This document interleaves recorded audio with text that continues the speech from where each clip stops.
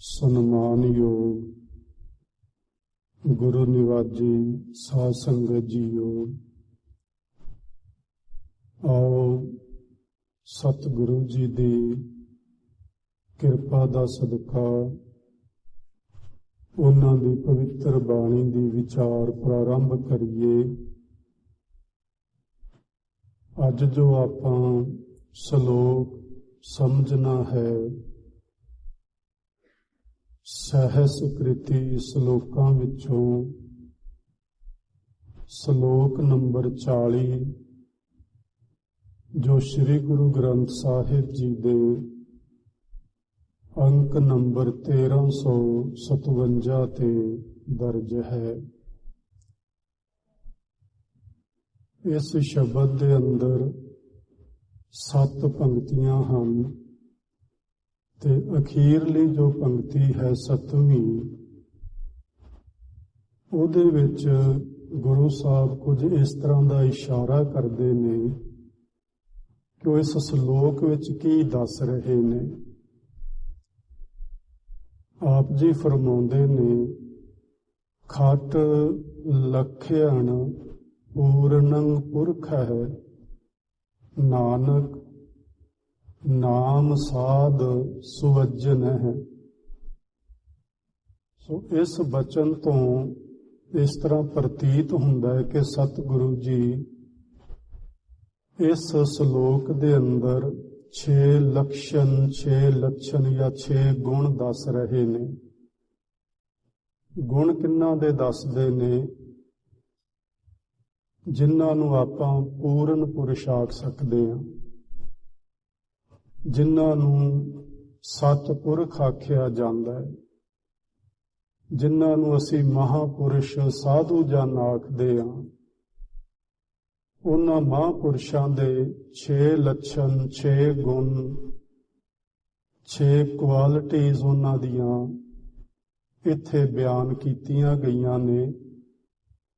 ਆਓ ਆਪਾਂ ਇੱਕ ਇੱਕ ਲਾਈਨ ਲੈ ਕੇ, ਕਿਉਂਕਿ 6 ਪੰਕਤੀਆਂ ਵਿੱਚ 6 ਲੱਛਣ ਦੱਸੇ ਨੇ, ਸੋ ਇੱਕ ਇੱਕ ਪੰਕਤੀ ਨੂੰ ਲੈ ਕੇ ਆਪਾਂ ਸਮਝਣ ਦੀ ਕੋਸ਼ਿਸ਼ ਕਰਦੇ ਹਾਂ ਕਿ ਕਿਹੜੇ ਕਿਹੜੇ ਗੁਣ ਇੱਕ ਸਧਾਰਨ ਪੁਰਸ਼ ਵਿੱਚ ਹੋਣ ਤੇ ਉਸ ਨੂੰ ਮਹਾਂਪੁਰਸ਼ ਆਖਿਆ ਜਾ ਸਕਦਾ ਹੈ। ਵੈਸੇ ਦੁਨਿਆਵੀ ਲੋਕਾਂ ਦੀ ਨਿਗਾਹ ਵਿੱਚ ਸੰਤ ਸਾਧੂ ਅਸੀਂ ਬਾਣੇ ਤੋਂ ਪਹਿਚਾਣਦੇ ਹਾਂ। ਜਿਸ ਨੇ ਲੰਬਾ ਜਿਹਾ ਚੋਲਾ ਪਹਿਨਿਆ ਹੋਵੇ, ਗੋਲ ਜਿਹੀ ਦਸਤਾਰ ਪਾਈ ਹੋਵੇ, ਜਾਂ ਹੋਰ ਵੀ ਕਿਸੇ ਕਹੇ ਜਾਂਦੇ ਧਰਮ ਅਨੁਸਾਰ ਉਸਨੇ ਕੋਈ ਗੇਰੂਏ ਰੰਗ ਦੇ ਵਸਤਰ ਪਾਏ ਹੋਣ,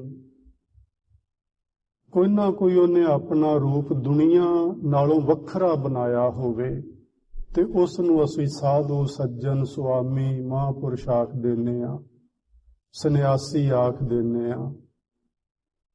ਪਰ ਗੁਰੂ ਅਰਜਨ ਦੇਵ ਸਾਹਿਬ ਜੀ ਦਾ ਮੱਤ ਹੈ ਕਿ ਕਿਸੇ ਬਾਣੇ ਨਾਲ, ਕਿਸੇ ਕਿਸਮ ਦੇ ਪਹਿਰਾਵੇ ਨਾਲ, ਸਰੀਰ ਉੱਤੇ ਕਿਸੇ ਪ੍ਰਕਾਰ ਦੇ ਕੋਈ ਚਿਹਨ ਚੱਕਰ ਧਾਰਨ ਕਰਨ ਨਾਲ ਸਾਧੂ ਨਹੀਂ ਬਣਿਆ ਜਾਂਦਾ। ਸਾਧੂ ਦਾ ਪਹਿਲਾ ਲੱਛਣ ਆਪ ਜੀ ਫਰਮਾਉਂਦੇ ਨੇ, ਮੰਤਰੰ ਰਾਮ ਰਾਮ ਨਾਮੰ ਧਿਆਨੰ ਸਰਬਤਰ ਪੂਰਨ ਹੈ। ਸਾਧੂ ਦਾ ਪਹਿਲਾ ਗੁਣ ਹੈ ਕਿ ਅਕਾਲ ਪੁਰਖ ਵਾਹਿਗੁਰੂ ਜੋ ਸਾਰੀਆਂ ਥਾਵਾਂ ਤੇ ਬਿਰਾਜਮਾਨ ਹੈ, ਪਰਿਪੂਰਨ ਹੋ ਰਿਹਾ ਹੈ, ਸਰਬ ਥਾਵਾਂ ਵਿੱਚ ਵਿਆਪਕ ਹੈ,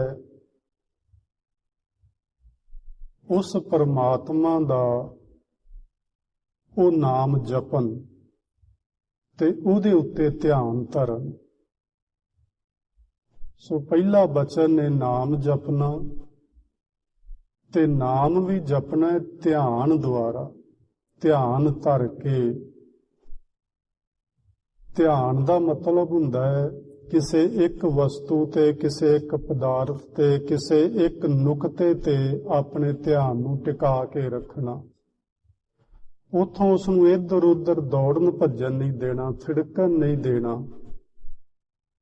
ਕਿਸੇ ਇੱਕ ਜਗ੍ਹਾ ਤੇ ਧਿਆਨ ਟਿਕਾ ਕੇ ਵਾਹਿਗੁਰੂ ਜੀ ਦੇ ਨਾਮ ਦਾ ਸਿਮਰਨ ਕਰਨਾ, ਇਸ ਨੂੰ ਧਿਆਨ ਕਰਨਾ ਆਖਦੇ ਨੇ। ਤੇ ਗੁਰਮਤਿ ਵਿੱਚ ਸਾਨੂੰ ਧਿਆਨ ਸ਼ਬਦ ਦਾ ਧਰਨਾ ਸਿਖਾਇਆ ਜਾਂਦਾ ਹੈ। ਪਹਿਲੀਆਂ ਅਵਸਥਾਵਾਂ ਵਿੱਚ ਜਿਹੜੇ ਵੀ ਜਗਿਆਸੂ ਇਸ ਮਾਰਗ ਤੇ ਤੁਰਦੇ ਨੇ, ਉਹ ਪਹਿਲਾਂ ਪਹਿਲ ਸ਼ਬਦ ਦਾ ਹੀ ਧਿਆਨ ਧਰਦੇ ਨੇ।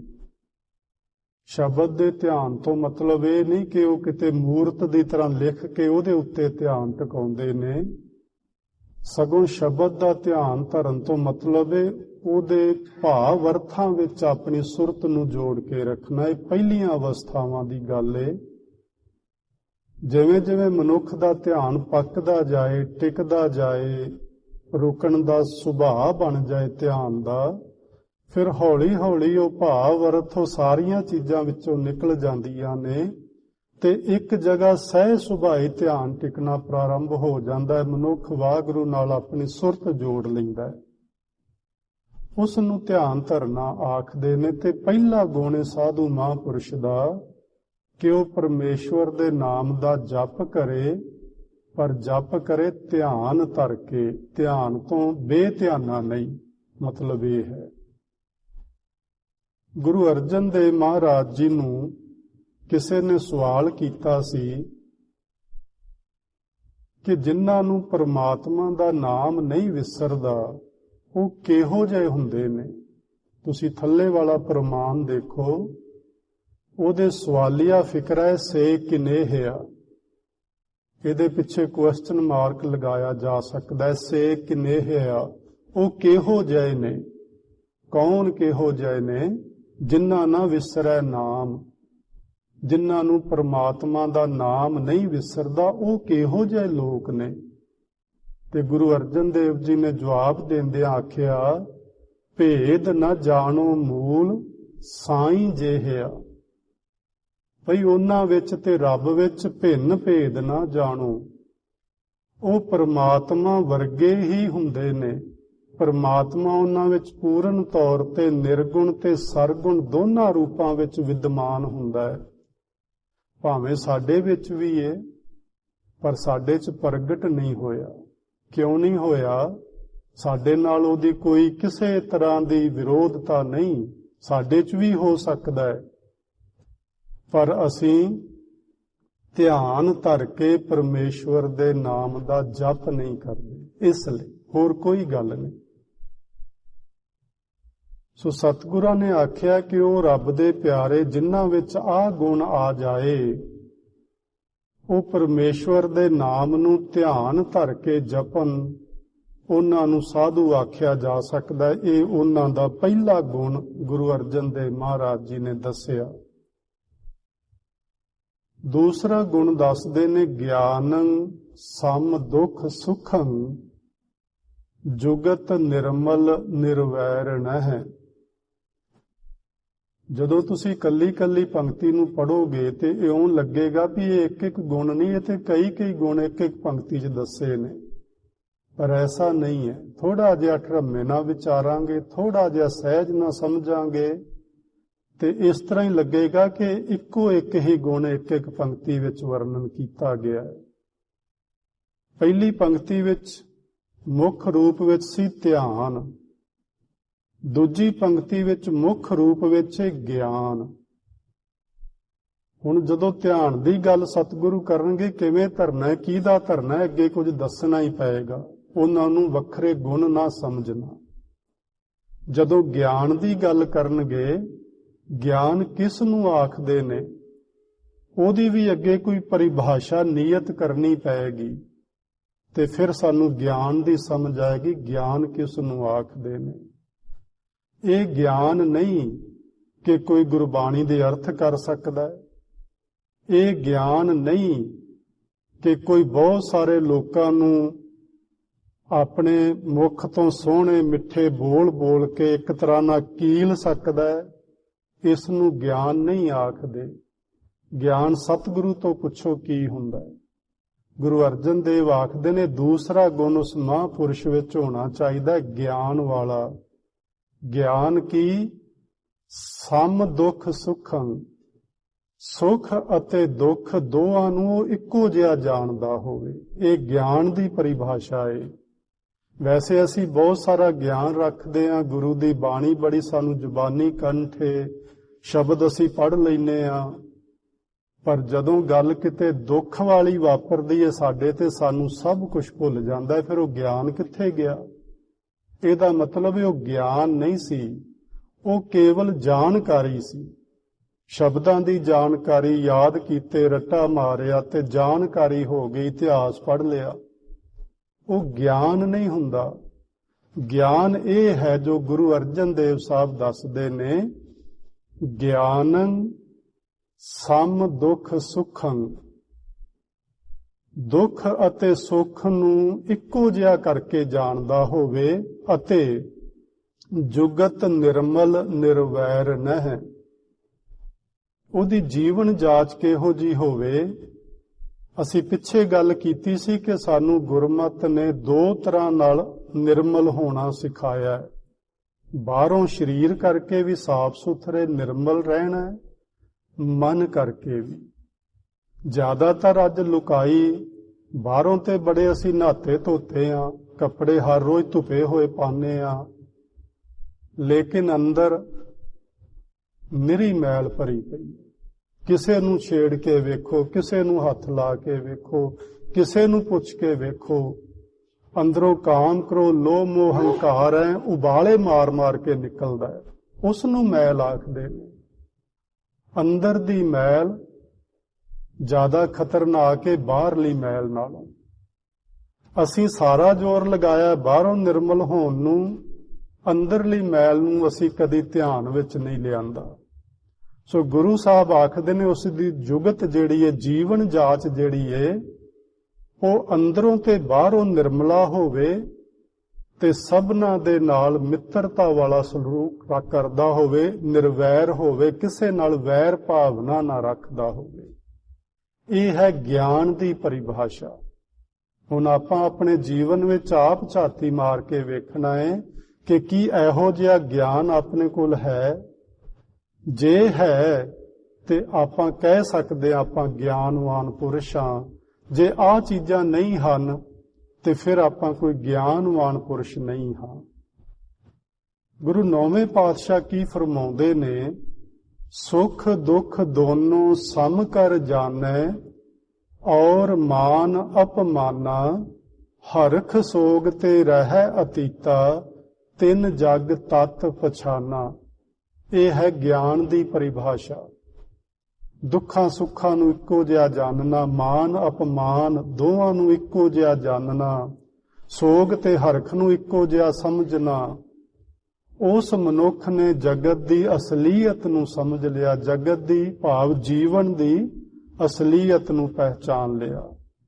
ਸੋ ਇਹ ਦੂਜਾ ਗੁਣ ਹੈ ਗਿਆਨ। ਪਹਿਲਾ ਗੁਣ ਸੀ ਧਿਆਨ। ਤੀਸਰਾ ਗੁਣ ਕੀ ਹੈ? ਦਇਆਲੰ। ਦਇਆਲੰ ਸਰਬੱਤਰ ਜੀਆਂ, ਪੰਚ ਦੋਖ ਵਿਵਰ ਜਿਤਹਿ। ਇਹ ਦਇਆਲਤਾ ਦੀ ਪਰਿਭਾਸ਼ਾ ਹੈ ਅੱਗੇ ਜੋ ਲਿਖੀ ਹੈ। ਦਿਆਲੂ ਪੁਰਸ਼ ਕਿਸ ਨੂੰ ਆਖਦੇ ਨੇ? ਜਿੰਨੇ ਜੀ ਨੇ, ਜ਼ਰੂਰੀ ਨਹੀਂ ਉਹ ਮਨੁੱਖ ਜਾਤੀ ਵਿੱਚ ਨੇ, ਸਗੋਂ ਪਸ਼ੂ ਪੰਛੀ ਪਰਿੰਦੇ ਵਨਸਪਤੀ ਘਾਹ ਬੂਟੇ ਫੁੱਲ ਆਦਿਕ ਸਭਨਾਂ ਉੱਤੇ ਦਇਆ ਕਰਨ ਜਾਣਦਾ ਹੋਵੇ। 14 ਤਰੀਕ ਨੂੰ ਗੁਰੂ ਹਰਿ ਰਾਏ ਸਾਹਿਬ ਜੀ ਦਾ ਗੁਰਗੱਦੀ ਦਿਵਸ ਹੈ। ਅਸੀਂ ਉਹਨਾਂ ਦੇ ਜੀਵਨ ਵਿੱਚੋਂ ਪੜ੍ਹਦੇ ਹਾਂ ਕਿ ਕਿਸ ਤਰ੍ਹਾਂ ਉਹ ਫੁੱਲ ਬੂਟਿਆਂ ਉੱਤੇ ਵੀ ਦਇਆ ਕਰਦੇ ਸਨ। ਉਹਨਾਂ ਦੇ ਜੀਵਨ ਵਿੱਚ ਹੀ ਉਹ ਕਹਾਣੀ ਹੈ ਕਿ ਇੱਕ ਦਿਨ ਉਹਨਾਂ ਤੋਂ ਸੁਭਾਵਕ ਉਹਨਾਂ ਦੇ ਚੋਲੇ ਨਾਲ ਅੜ ਕੇ ਇੱਕ ਫੁੱਲ ਟੁੱਟ ਗਿਆ ਸੀ ਤੇ ਉਹਨਾਂ ਦੇ ਚਿਹਰੇ ਉੱਤੇ ਉਦਾਸੀ ਛਾ ਗਈ ਸੀ ਕਿ ਇਹ ਫੁੱਲ ਜਿਸ ਦਾ ਜੀਵਨ ਸੀ, ਜਿਹੜਾ ਟਹਿਕ ਰਿਹਾ ਸੀ, ਜਿਹੜਾ ਸੁਗੰਧੀ ਬਿਖੇਰ ਰਿਹਾ ਸੀ, ਮੇਰੀ ਗਲਤੀ ਦੇ ਕਾਰਨ ਉਹ ਜੀਵੰਤ ਚੀਜ਼ ਮੁਰਦਾ ਹੋ ਗਈ ਹੈ। इस नूं आखदे ने दया। केवल मनुखता ते ही नहीं, पर असी ते किसे ते भी दया करना नहीं जाणदे। दा लगना चाहिदा, असी लाउण तो कसर नहीं छड्डदे। दया नहीं है साडे विच। दया दी परिभाषा की है? सारियां जीआं उत्ते दया करनी ते पंज जिहड़े दोष ने उन्हां दा त्याग करना। असल विच दया उसे ही हिरदे विच टिकेगी जिस हिरदे विचों ये पंज दोख परे हट जाणगे। उन्हां ने सारी थां मल्ली होई है। वो जगह देणगे ते अंदर शुभ गुण आके टिकणगे। वो जगह नहीं दे रहे, साडे अंदरों ते नहीं कम से कम दे रहे। जरा क जिन्नी कोई गल होवे, कोई ना कोई बीमारी अंदरों ऐ भड़क उठदी है, माड़ी जी गल ते।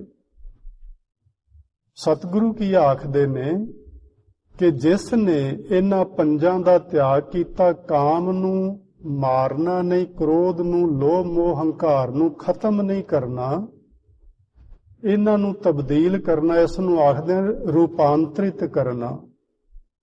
काम नूं संजम अते शक्ति विच बदल देना, क्रोध नूं सूरबीरता विच बदलना, लोभ नूं संतोख ते पुरुषार्थ विच तब्दील करना, मोह साडा प्रेम ते कुर्बानी बन जाए, अहंकार स्वैमान अनख ते दया बन जाए। जिस मनुख विच ये गुण आ जाए, समझो ओहदे च 3 गुण हो गए उस महापुरुष विच। ध्यान, ज्ञान ते दया। चौथा बचन है सतगुरु जी दा, भोजनं। भोजन साडे जीवन नूं आसरा दिंदा है, सहारा दिंदा है। भोजन असी ना छकीए, भोजन ना खाइए ते किन्ना क चिर जीवित रह सकदे हां। बाल उमर तो ही नहीं, सगों बाल उमर तो भी पहलां माता दे उदर विच साडी भोजन दे नाल प्रतिपालना प्रारंभ हुंदी है। मां तो सानू सवास मिलदा, मां तो सानू खुराक मिलदी। वो खुराक आउंदी कित्थों है? मां भोजन खांदी है, उस भोजन तो खुराक बनदी है। वो बच्चे नूं मां दे उदर विच मिलनी प्रारंभ हुंदी है ते सारी जिंदगी असी भोजन दे आसरे बतीत करदे हां। भोजन बंद करिए, शरीर कमजोर होना शुरू होएगा, आखिर एक दिन चल वसेगा। ते भोजन किहड़ा छकना है? ये हुण अगली परिभाषा है भोजन दी। इत्थे रोटियां दी गल नहीं कीती जा रही, इत्थे गल कीती जा रही है गोपाल कीरतनं। अलप माया जल कमल रहत है, ये है भोजन। ते भोजन दी व्याख्या गोपाल दा कीर्तन। कीर्तन दा मतलब है सिफत सलाह। कीर्तन शब्द बनिया है कीर्ति तो। उस मालक दी कीर्ति करनी, उस मालक दी सिफत सलाह करनी, उस मालक दा जस गायन करना। अल्प दा इत्थे अर्थ है अलेप रहना। वैसे अल्प दा अर्थ थोड़ा भी हुंदा है, पर इत्थे है अलेप, जिवें निर्लेप शब्द है, इस तरह दा। माया जल कमल रहत है। अलेप किवें रहना इस माया विच? जिवें जल कमल विच रहिंदा है, जिवें कमल जल विच रहिंदा, माफ करना। भोजनं गोपाल कीर्तनं अलप माया जल कमल रहत है। इस तरह पानी विच रहना है, जिवें इस तरह माया विच रहना है जिवें कमल पानी विच रहिंदा है। ते आसरा लेना है वाहिगुरू जी दी सिफत सलाह दा। इस बचन नूं गुरु रामदास महाराज जी ने होर खोलिया है। विचे ग्रह सदा रहै उदासी, ज्यों कमल रहै विच पानी है। रहना कित्थे आ? क्योंकि साडे मन च किते इह ना आ जाए कि साधु ओनू आखदे ने जिहड़ा घर बाहर छड्ड के बाहर चला जांदा है, जिहड़ा किसे डेरे विच जा निवास करदा है, जिहड़ा किसे आश्रम दा सहारा लैंदा है, जां जिहड़ा जंगलां बीआं बानां ते पहाड़ां दीआं कंदरां विच भटकदा फिरदा है, शायद उस नूं साधु आखदे होण। पर गुरु रामदास महाराज जी सानू ये सिੱਖਿਆ ਦਿੰਦੇ ਨੇ, अपने घर विच ही रहना है, परिवार दे विच ही रहना है। ਪਰਿਵਾਰ ਦੇ ਵਿੱਚ ਇਸ ਤਰ੍ਹਾਂ ਰਹਿਣਾ ਹੈ, ਮਾਇਆ ਦੇ ਵਿੱਚ ਇਸ ਤਰ੍ਹਾਂ ਰਹਿਣਾ ਹੈ ਜਿਵੇਂ ਕਮਲ ਪਾਣੀ ਵਿੱਚ ਰਹਿੰਦਾ ਹੈ। ਉਹਦੀਆਂ ਜੜ੍ਹਾਂ ਚਿੱਕੜ ਵਿੱਚ ਲੱਗੀਆਂ ਹੋਈਆਂ ਨੇ, ਪਰ ਚਿੱਕੜ ਦਾ ਪ੍ਰਭਾਵ ਨਹੀਂ ਕਬੂਲ ਕਰਦਾ, ਪਾਣੀ ਤੋਂ ਹਮੇਸ਼ਾ ਉੱਚਾ ਰਹਿੰਦਾ ਹੈ। ਸੋ ਇਹ ਚੌਥਾ ਬਚਨ ਹੈ ਸਤਿਗੁਰੂ ਜੀ ਦਾ, ਭੋਜਨੰ ਗੋਪਾਲ ਕੀਰਤਨੰ, ਭਾਵ ਵਾਹਿਗੁਰੂ ਜੀ ਦੀ ਹਮੇਸ਼ਾ ਸਿਫਤ ਸਲਾਹ ਕਰਦੇ ਰਹਿਣਾ। ਇਹ ਚੌਥਾ ਗੁਣ ਉਹਦੇ ਵਿੱਚ ਹੋਣਾ ਚਾਹੀਦਾ ਹੈ। ਪੰਜਵਾਂ ਗੁਣ ਉਪਦੇਸ਼ੰ, ਸਾਧੂ ਜਨ ਮਹਾਂਪੁਰਸ਼ ਲੋਕ ਉਪਦੇਸ਼ ਕਰਦੇ ਨੇ ਸੰਗਤ ਨੂੰ, ਲੋਕਾਂ ਨੂੰ, ਪਬਲਿਕ ਨੂੰ, ਭਈ ਤੁਸੀਂ ਚੰਗੇ ਬਣੋ, ਚੰਗੇ ਕਰਮ ਕਮਾਓ, ਮਨੁੱਖਤਾ ਨਾਲ, ਜੀਵਾਂ ਨਾਲ ਪਿਆਰ ਕਰੋ, ਸਭਨਾਂ ਉੱਤੇ ਦਇਆ ਕਰੋ। ਇਹੋ ਜਿਹਾ ਉਪਦੇਸ਼ ਮਹਾਂਪੁਰਸ਼ ਕਰਦੇ ਨੇ, ਪਰ ਉਸ ਨੂੰ ਮਹਾਂਪੁਰਸ਼ ਨਹੀਂ ਆਖਿਆ ਜਾ ਸਕੇਗਾ ਜਿਹੜਾ ਆਪਣੇ ਮਿੱਤਰਾਂ ਨੂੰ ਉਪਦੇਸ਼ ਹੋਰ ਢੰਗ ਦਾ ਕਰਦਾ ਹੋਵੇ ਤੇ ਆਪਣੇ ਦੁਸ਼ਮਣਾਂ ਨੂੰ ਉਪਦੇਸ਼ ਹੋਰ ਕਿਸੇ ਕਿਸਮ ਦਾ ਕਰਦਾ ਹੋਵੇ। ਆਪਾਂ ਇਹ ਵੀ ਗੱਲ ਸਮਝ ਲਈ ਸੀ, ਮਹਾਂਪੁਰਸ਼ ਉਹ ਹੁੰਦੇ ਨੇ ਜਿਹਦੀ ਕਿਸੇ ਨਾਲ ਦੁਸ਼ਮਣੀ ਨਹੀਂ ਹੁੰਦੀ, ਜਿਹਦੀ ਕਿਸੇ ਨਾਲ ਮਿੱਤਰਤਾ ਵੀ ਨਹੀਂ ਹੁੰਦੀ। ਪਰ ਇੱਕ ਵੱਖਰੀ ਗੱਲ ਆਪਾਂ ਸਮਝੀ ਸੀ ਕਿ ਲੋਕ ਉਹਨਾਂ ਦੇ ਨਾਲ ਦੁਸ਼ਮਣੀ ਰੱਖਦੇ ਨੇ, ਲੋਕ ਉਹਨਾਂ ਨਾਲ ਮਿੱਤਰਤਾਈ ਵੀ ਰੱਖਦੇ ਨੇ, ਪਰ ਮਹਾਂਪੁਰਸ਼ ਇਹਨਾਂ ਦੋਹਾਂ ਚੀਜ਼ਾਂ ਤੋਂ ਉੱਚੇ ਹੁੰਦੇ ਨੇ। ਉਹ ਦੁਸ਼ਮਣਤਾਈ ਤੇ ਸੱਜਣਤਾਈ ਵਾਲੀ ਭਾਵਨਾ ਤੋਂ ਉੱਚੇ ਉੱਠ ਗਏ ਹੁੰਦੇ ਨੇ, ਸਭਨਾਂ ਵਿੱਚੋਂ ਇੱਕ ਪਰਮੇਸ਼ਵਰ ਨੂੰ ਵੇਖਦੇ ਨੇ, ਪਰਮਾਤਮਾ ਦਾ ਰੂਪ ਸਭਨਾਂ ਵਿੱਚੋਂ ਵੇਖਦੇ ਨੇ। ਸੋ ਇਹੋ ਜਿਹੇ ਮਹਾਂਪੁਰਸ਼ ਦਾ ਪੰਜਵਾਂ ਗੁਣ ਹੈ ਉਪਦੇਸ਼ਨ ਸਮ ਮਿੱਤਰ ਸ਼ਤਰ ਹੈ। ਮਿੱਤਰਾਂ ਨੂੰ ਤੇ ਸ਼ਤਰੂਆਂ ਨੂੰ ਸਮ ਮੈਨੇ ਇੱਕੋ ਜਿਹਾ। ਭਗਵੰਤ ਭਗਤ ਭਾਵਨੀ, ਆਪਣੇ ਆਪ ਨੂੰ ਪਰਮਾਤਮਾ ਦੀ ਪ੍ਰੇਮਾ ਭਗਤੀ ਵਿੱਚ ਜੋੜ ਕੇ ਰੱਖਣਾ ਤੇ ਸਾਰਿਆਂ ਨੂੰ ਉਪਦੇਸ਼ ਇੱਕੋ ਜਿਹਾ ਦੇਣਾ, ਇਹ ਉਪਦੇਸ਼ ਦੀ ਪਰਿਭਾਸ਼ਾ ਹੈ। ਸੋ ਗੁਰੂ ਤੀਜੇ ਪਾਤਸ਼ਾਹ ਆਖਦੇ ਨੇ ਭਗਤ ਭਾਵ ਇਹ ਮਾਰਗ ਵਿਖੜਾ। ਇਹ ਇੰਨਾ ਆਸਾਨ ਨਹੀਂ ਕਿ ਭਗਵੰਤ ਦੀ ਪ੍ਰੇਮਾ ਭਗਤੀ ਕੀਤੀ ਜਾ ਸਕੇ, ਕਿਉਂਕਿ ਜਿਹੜੇ ਉੱਤੇ ਗੁਣ ਦੱਸੇ ਜਾ ਰਹੇ ਨੇ, ਜੇ ਇਹ ਮਨੁੱਖ ਦੇ ਅੰਦਰ ਨਹੀਂ ਆਉਂਦੇ ਤੇ ਕੋਈ ਪ੍ਰੇਮਾ ਭਗਤੀ ਨਹੀਂ ਹੋ ਰਹੀ, ਸਿਰਫ ਵਿਖਾਵਾ ਹੋ ਰਿਹਾ। ਕਹਿਣ ਮਾਤਰ ਨੂੰ ਭਗਤੀ ਹੋ ਰਹੀ ਹੈ, ਕਹਿਣ ਮਾਤਰ ਨੂੰ ਵਾਹਿਗੁਰੂ ਵਾਹਿਗੁਰੂ ਜਪਿਆ ਜਾ ਰਿਹਾ ਹੈ, ਪਰ ਇਹ ਮਾਰਗ ਵਿਖੜਾ ਏ। ਪਰ ਐਸਾ ਨਹੀਂ ਕਿ ਇਸ ਮਾਰਗ ਤੇ ਚੱਲਿਆ ਨਹੀਂ ਜਾ ਸਕਦਾ, ਚੱਲਿਆ ਜਾ ਸਕਦਾ ਹੈ। ਭਗਤ ਭਾਵ ਇਹ ਮਾਰਗ ਵਿਖੜਾ ਕਿਵੇਂ ਚੱਲਿਆ ਜਾ ਸਕਦਾ ਹੈ? ਗੁਰਦੁਆਰੇ ਕੋ ਭਾਵ ਹੈ, ਗੁਰੂ ਦੇ ਦੁਆਰਾ। ਗੁਰਦੁਆਰਾ ਬਿਲਡਿੰਗ ਨਹੀਂ ਇੱਥੇ, ਗੁਰੂ ਦੀ ਰਾਹੀਂ, ਗੁਰੂ ਦੁਆਰਾ, ਗੁਰੂ ਦੀ ਰਾਹੀਂ, ਗੁਰੂ ਦੀ ਸਿੱਖਿਆ ਦੁਆਰਾ ਕੋ ਭਾਵ ਹੈ। ਕੋਈ ਪ੍ਰਾਪਤ ਕਰ ਸਕਦਾ ਇਸ ਭਗਤ ਭਾਵਨੀ ਵਾਲੇ ਵਿਖੜੇ ਪੈਂਡੇ ਨੂੰ। ਕਹੈ ਨਾਨਕ ਜਿਸ ਕਰੇ ਕਿਰਪਾ ਸੋ ਹਰ ਭਗਤੀ ਚਿਤ ਲਾਵੈ। ਜਿਹੜਾ ਗੁਰੂ ਦੁਆਰਾ, ਗੁਰੂ ਦੀ ਸਿੱਖਿਆ ਲੈ ਕੇ ਇਸ ਵਿਖੜੇ ਪੈਂਡੇ ਤੇ ਤੁਰ ਪੈਂਦਾ ਹੈ, ਸਤਿਗੁਰੂ ਆਖਦੇ ਨੇ ਕਿ ਉਹਨਾਂ ਉੱਤੇ ਪ੍ਰਮਾਤਮਾ ਕਿਰਪਾ ਕਰ ਹੀ ਦਿੰਦਾ ਹੈ। ਜਿਹਦੇ ਉੱਤੇ ਕਰ ਦੇਵੇ ਉਹ ਪ੍ਰਮਾਤਮਾ ਦੀ ਪ੍ਰੇਮਾ ਭਗਤੀ ਵਿੱਚ ਆਪਣਾ ਚਿੱਤ ਜੋੜ ਲੈਂਦਾ ਹੈ। ਇਹ ਪੰਜਵਾਂ ਗੁਣ ਹੈ। ਛੇਵਾਂ ਗੁਣ ਪਰ ਨਿੰਦਾ ਨਹਿ ਸਰੋਤ ਸਰਵਨੰ, ਆਪ ਤਿਆਗ ਸਗਲ ਰੇ ਨੂੰ ਕਹਿ। ਇੱਥੇ ਹੁਣ ਨਿੰਦਿਆ ਦੀ ਗੱਲ ਹੈ। ਅੱਗੇ ਨਿੰਦਿਆ ਦੀ ਪਰਿਭਾਸ਼ਾ ਹੈ ਕਿ ਆਪਣੇ ਕੰਨਾਂ ਦੇ ਨਾਲ ਕਿਸੇ ਦੀ ਨਿੰਦਿਆ ਨਹੀਂ ਸੁਣਨੀ, ਆਪ ਤਿਆਗ, ਅਪਨਤ ਛੱਡਣੀ ਤੇ ਸਾਰਿਆਂ ਦੀ ਚਰਨ ਧੂੜ ਹੋ ਜਾਣਾ। ਸਾਡੇ ਕੋਲ ਆ ਕੇ ਕਿਸੇ ਦੀ ਕੋਈ ਨਿੰਦਿਆ ਕਰਦਾ, ਅਸੀਂ ਬੜੇ ਕੰਨ ਲਾ ਕੇ ਸੁਣਦੇ ਹਾਂ, ਬੜਾ ਰਸ ਆਉਂਦਾ ਸਾਨੂੰ। ਅਸਲ ਵਿੱਚ ਨਿੰਦਿਆ ਹੁੰਦੀ ਝੂਠੀ ਏ। ਜਿਹੜੀ ਝੂਠੀ ਕਿਸੇ ਦੇ ਪ੍ਰਤੀ ਕੋਈ ਗੱਲ ਬਣਾ ਕੇ ਦੱਸੀ ਜਾ ਰਹੀ ਹੋਵੇ, ਉਸੇ ਨੂੰ ਹੀ ਨਿੰਦਿਆ ਆਖੀਦਾ ਹੈ।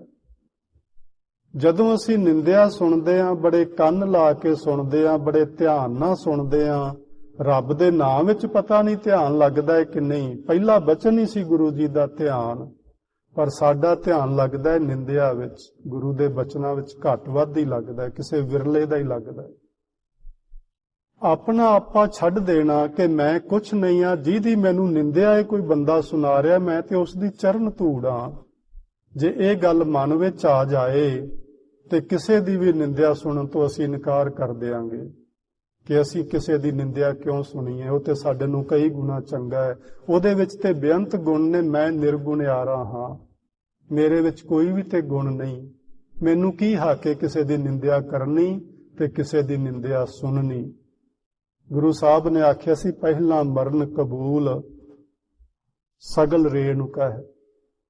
मरण कबूल तो भाव सी आप त्याग, अपना आपा छड्ड, अपनत छड्ड, हउमै छड्ड, इसनूं आख्या मरण कबूल कर। जीवन की छाड़े आस, हो सबना की रेणुका, तो आओ हमारे पास। इत्थे प्रोफैसर साहब सिंह ने एक बड़ा सोहना बचन लिखिया, मेरा मन है कि तुहाडे नाल साझा करां। वो आखदे ने कि गुरु अर्जन देव महाराज जी रब दा सुनेहा साडे तक पहुंचा रहे ने। रब दा सुनेहा, वो मैसेंजर सन ना गुरु अर्जन देव महाराज, रब्बी सुनेहा लैके आए सन इस धरती ते सानू ओदा सुनेहा दे रहे ने। सुनेहा की दे रहे ने? पहला अपनत छड्डो, आ जिहड़ा जीवन दी आस लाई होई है ना, जिस करके असीं कुकर्म करदे हां, उस आस दा त्याग करो। सबना दी रेणका होवो चरण धूड़, अपने आप नूं सब तो छोटे किनका मात्र समझो, तो आओ हमारे पास। रब जी आखदे ने फिर तुसीं मेरे कोल आ सकोगे। बड़ा सोहना लग्या मैनूं ये अर्थ। सो ये 6वां गुण है ते 7वें विच सतगुर आख्या खट लखन पूरन पुरखा, नानक नाम साध सुवजने। ते मैं अखीर विच बिल्कुल संखेप विच 1 मिनट विच गल मुका देना। नंबर 1, ध्यान जोड़ के नाम सिमरन करना। नंबर 2, सुख दुख नूं इक्को जिहा जानना, निर्वैरता रखनी ते पवित्र जीवन जाच अपना लैनी, भाव अंदरों बाहरों निर्मल होना। नंबर 3, विकारां वल्लों मन नूं रोकना ते शुभ गुणां नूं धारण करना। नंबर 4, मोह ममता तो उच्चे उठना, निर्लेप होना ते प्रभु दे जस नूं, वाहिगुरू जी दी सिफत सलाह नूं अपना जीवन आधार, अपना जीवन आसरा बनाउणा। मित्रां ते दुश्मनां नूं इक्को जिहा उपदेश, भाव इक्को जिहा व्यवहार उन्हां नाल करना ते भगती विच शरधा रखनी, प्रेमा भगती करनी। पराई निंदा दा त्याग करना। नंबर 6, ते सब दी चरण धूड़ हो जाना। सो ये 6 गुण जिस इंसान विच आ जाण, ਉਹ ਭਾਵੇਂ ਗ੍ਰਸਤੀਆਂ ਵਾਲਾ ਹੀ ਬਾਣਾ ਕਿਉਂ ਨਾ ਉਹਨੇ ਪਾਇਆ ਹੋਵੇ, ਉਹ ਆਪਣੇ ਘਰ ਵਿੱਚ ਹੀ ਕਿਉਂ ਨਾ ਰਹਿੰਦਾ ਹੋਵੇ, ਉਹ ਮਹਾਂਪੁਰਸ਼ ਹੈ। ਜੇ ਤੁਸੀਂ ਗੁਰੂ ਨਾਨਕ ਸਾਹਿਬ ਨੂੰ ਜਾਣਦੇ ਹੋਵੋ ਤੇ ਜਦੋਂ ਉਦਾਸੀਆਂ ਤੋਂ ਬਾਅਦ ਆਪਣੇ ਘਰ ਆ ਜਾਂਦੇ ਸਨ, ਪਹਿਰ ਸੰਸਾਰੀ ਕੱਪੜੇ ਮੰਜੀ ਬੈਠ ਕੀਆ ਅਵਤਾਰਾ, ਉਹ ਦੁਨਿਆਵੀ ਲੋਕਾਂ ਵਰਗੇ ਬਸਤਰ ਪਹਿਨਦੇ ਸੀ, ਉਹ ਵੱਖਰੀ ਕਿਸਮ ਦੇ ਨਹੀਂ ਸੀ ਪਹਿਨਦੇ। ਅੱਜ ਇਹ ਵੱਖਰੀ ਗੱਲ ਹੈ ਕਿ ਕੁਝ ਸੰਸਥਾਵਾਂ ਨੇ ਕੁਝ ਯੂਨੀਫਾਰਮਸ ਲੋਕਾਂ ਵਾਸਤੇ ਜਿਹੜੇ ਪ੍ਰਚਾਰਕ ਨੇ ਜਾਂ ਜਿਹੜੇ ਰਾਗੀ ਸਿੰਘ ਨੇ ਨੀਯਤ ਕਰ ਦਿੱਤੀਆਂ ਹੋਈਆਂ ਨੇ, ਜੋ ਕਿ ਗੁਰਮਤ ਵਿੱਚ ਇਹ ਚੀਜ਼ ਬਿਲਕੁਲ ਹੀ ਮਨਾ ਹੈ। ਪਹਿਰ ਸੰਸਾਰੀ ਕੱਪੜੇ, ਜਿਸ ਇਲਾਕੇ ਵਿੱਚ ਤੁਸੀਂ ਰਹਿੰਦੇ ਹੋ, ਜਿਹੋ ਜਿਹੇ ਕੱਪੜੇ ਉਸ ਇਲਾਕੇ ਦੇ ਲੋਕ ਪਾਉਂਦੇ ਨੇ, ਗੁਰੂ ਨਾਨਕ ਸਾਹਿਬ ਉਹੋ ਜਿਹੇ ਪਾਇਆ ਕਰਦੇ ਸਨ। ਉਹ ਮੱਕੇ ਗਏ, ਉਹਨਾਂ ਵਾਲਾ ਭੇਸ ਬਣਾਇਆ। ਉਹ ਹਿੰਦੂ ਤੀਰਥਾਂ ਤੇ ਗਏ, ਉਹਨਾਂ ਵਾਲਾ ਭੇਸ ਬਣਾਇਆ। ਉਹ ਸੰਨਿਆਸੀਆਂ ਤੇ ਉਦਾਸੀਆਂ ਕੋਲ ਗਏ, ਉਹਨਾਂ ਵਾਲਾ ਭੇਸ ਬਣਾਇਆ। ਉਹਨਾਂ ਨੇ ਕੱਪੜਿਆਂ ਨੂੰ ਨਹੀਂ ਫੜ ਕੇ ਉਹ ਬੈਠੇ ਰਹਿ ਕੇ ਮੈਂ ਗੁਰੂ ਸੰਸਾਰ ਵਿੱਚ ਪ੍ਰਗਟ ਹੋਇਆ ਤੇ ਮੇਰੇ ਕੱਪੜੇ ਇਹੋ ਜਿਹੇ ਵੱਖਰੇ ਚਾਹੀਦੇ ਨੇ, ਨਹੀਂ। ਸਗੋਂ ਉਸ ਹੋ ਜਾਏ ਕੱਪੜੇ ਜਿਹੋ ਜਿਹੇ ਲੋਕਾਂ ਵਿੱਚ ਹੋ ਗਏ। ਸੋ ਇਹ ਗੱਲ ਅਸੀਂ ਧਿਆਨ ਵਿੱਚ ਰੱਖਣੀ ਹੈ। ਕੱਪੜਿਆਂ ਨਾਲ ਸਾਧੂ ਨਹੀਂ ਬਣੀਦਾ, ਕੱਪੜਿਆਂ ਨਾਲ ਮਹਾਂਪੁਰਸ਼ ਨਹੀਂ ਬਣੀਦਾ। ਮਹਾਂਪੁਰਸ਼ ਬਣੀਦਾ ਆ ਜਿਹੜੇ ਗੁਣ ਗੁਰੂ ਮਹਾਰਾਜ ਨੇ ਦੱਸੇ ਨੇ, ਇਹਨਾਂ ਗੁਣਾਂ ਨੂੰ ਧਾਰਨ ਕਰਕੇ। ਸੋ ਆਪਾਂ ਯਤਨ ਕਰੀਏ ਗੁਰੂ ਸਾਹਿਬ ਦੇ ਦੱਸੇ ਹੋਏ ਨਾ ਬਚਨਾਂ ਨੂੰ ਜੀਵਨ ਵਿੱਚ ਅਪਣਾਈਏ ਤਾਂ ਜੋ ਸਾਡਾ ਮਨੁੱਖਾ ਜੀਵਨ ਗੁਰੂ ਆਸ਼ੇ ਮੁਤਾਬਕ ਚੱਲ ਕੇ ਸਫਲ ਹੋ ਸਕੇ। ਇੰਨੇ ਸ਼ਬਦਾਂ ਨਾਲ ਹੋਈਆਂ ਭੁੱਲਾਂ ਦੀ ਖਿਮਾ ਪਿਆਰ ਨਾਲ ਆਖੋ ਜੀ। ਵਾਹਿਗੁਰੂ ਜੀ ਕਾ ਖਾਲਸਾ, ਵਾਹਿਗੁਰੂ ਜੀ ਕੀ ਫਤਿਹ।